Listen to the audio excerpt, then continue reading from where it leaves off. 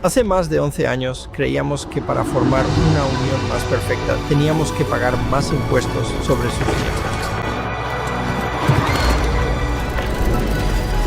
Casa dividida, teníamos que ver bajo el sol. Estábamos viviendo en el océano del futuro. Somos las naciones del mundo. Nos comprometemos mutuamente nuestra vida, fortuna y honor.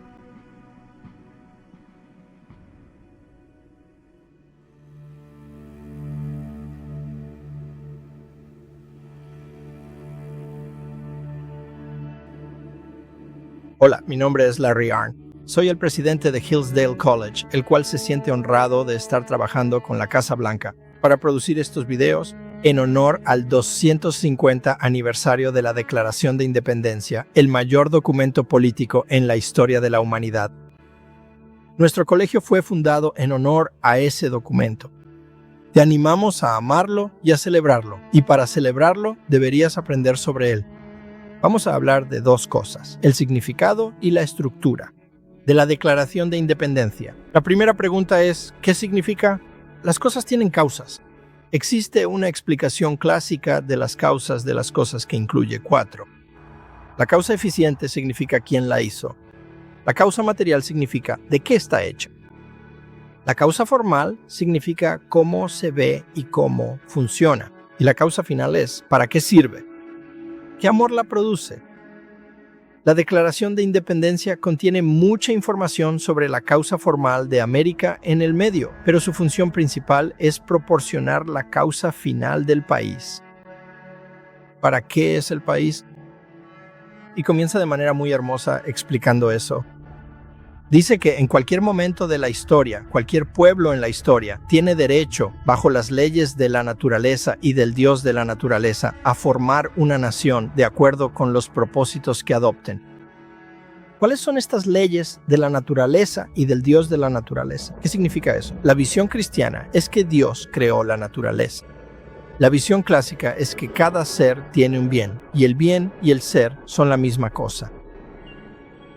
La naturaleza está llena de cosas que son buenas, y está mal violar el bien de cualquier cosa.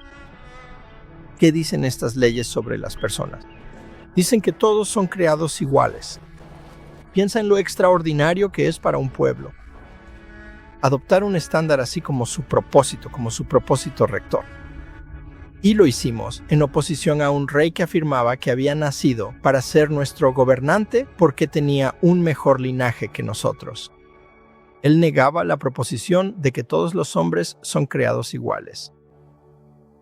Si reconoces este principio de igualdad y lo reconoces correctamente, dará lugar a lo más asombroso: diversidad y diferencia entre las personas, porque establece el derecho de todos nosotros a buscar vivir nuestras vidas lo mejor posible, sin impedimentos de reyes y emperadores. Dijimos que, según las leyes de la naturaleza y del Dios de la naturaleza, nadie nace para gobernar a los demás. Eso es hermoso y genera una agitación en el país que continúa hasta el día de hoy. Siempre tratar de reconocer esos principios. Y esa es la causa final de los Estados Unidos de América. Ahora, una palabra sobre la estructura del documento.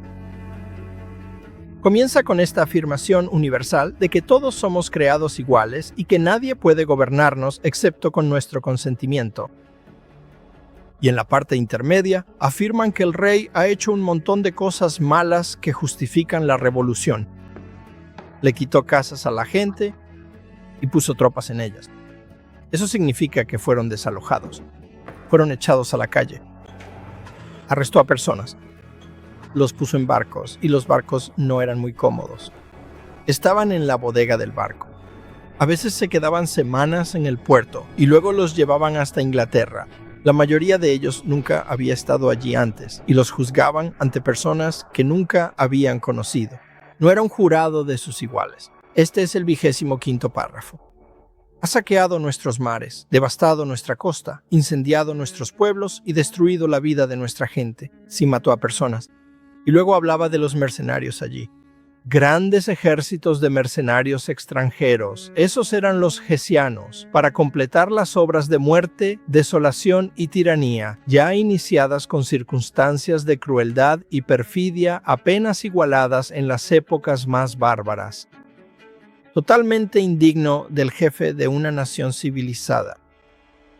Pero eso nos lleva al segundo aspecto sobre este punto de la estructura, y es que algunas de ellas son violaciones directas del mejor método, la organización de los fundadores, el único método seguro para evitar que el gobierno haga cosas como esas, a ti, a sus ciudadanos, a cualquiera, ¿verdad? Y esos métodos proveen el principio organizador de la Constitución de los Estados Unidos, son la representación. ¿Sabes? El Congreso Continental que aprobó la Declaración de Independencia se esforzó mucho en ser un cuerpo representativo. Es decir, no actúan de acuerdo a sus propias voluntades. Alguien más, aquellos que serán gobernados bajo este nuevo gobierno que están creando, nos han designado para hacer esto. Estamos actuando en su nombre, tenemos un gobierno por consentimiento y dicen que el rey está interfiriendo con las legislaturas que tenían antes. Él disolvió varias de ellas y evitó que otras se reunieran. Y todo eso está en estos cargos aquí, ¿verdad?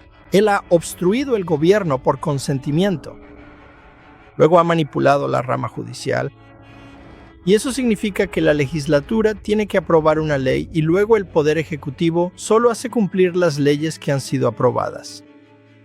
Y luego, cuando la ley se aplica a cualquier ciudadano, debe ser llevado ante un juez que no puede ser destituido ni por la legislatura ni por el ejecutivo. Y entonces el juez tiene que decidir. Eso se llama el poder judicial independiente. Es algo sumamente importante. Así que la parte central de la declaración, estos 28 párrafos, constituye la segunda parte de la estructura de la Declaración de Independencia y la tercera parte es un acto legislativo formal que crea la nación. Es aprobada por el Congreso Continental. Debo mencionar que Dios aparece 4 veces en la Declaración de Independencia. Aparece en la primera frase como el creador de las leyes de la naturaleza y del Dios de la naturaleza, el legislador. Aparece al comienzo del segundo párrafo como el otorgante de nuestros derechos, como creador, el fundador de todo. El último párrafo es personal. Se refieren a sí mismos por primera vez. Nosotros, por lo tanto, los representantes de los Estados Unidos, nosotros en general, reunidos en Congreso. Y luego apelan a alguien para que juzgue si tienen razón. Y esa persona no es el rey de Inglaterra, es el juez supremo del mundo. El poder judicial, por la rectitud de nuestras intenciones, en otras palabras, juramos que estamos haciendo lo que creemos correcto y pedimos a Dios que juzgue en nombre del buen pueblo de estas colonias. Se puede interpretar como una afirmación de que la gente de las colonias es buena. Se puede interpretar como una afirmación de que actuamos en nombre de los buenos. O se puede interpretar como la afirmación: tenemos que recordar ser buenos porque ahora estamos asumiendo esta autoridad. Estados libres e independientes que quedan absueltos de toda lealtad a la corona británica. Y que toda conexión política entre ellos y el Estado de Gran Bretaña está y debe estar totalmente disuelta. Y que, como estados libres e independientes, tienen pleno poder para declarar la guerra. Ahora llegamos a lo difícil. Concluir la paz, contraer alianzas, establecer comercio y realizar todos los demás actos y cosas que los estados independientes tienen derecho a hacer. Y luego la hermosa última frase. Aquí es donde entra la rama ejecutiva. Porque mira, ahora es la guerra. Y para el apoyo de esta declaración, con una firme confianza en la protección de la divina providencia. Ese es Dios como la rama ejecutiva. Nosotros. Mutuamente nos comprometemos unos a otros nuestras vidas, nuestras fortunas y nuestro honor sagrado. Solo en las manos de Dios estarían combinados todos los poderes del gobierno.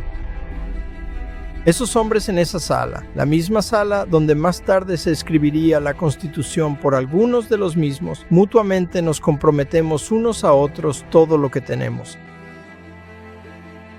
Nosotros, los estadounidenses de hoy, les debemos a esas personas. Deberíamos aprender sobre ellos.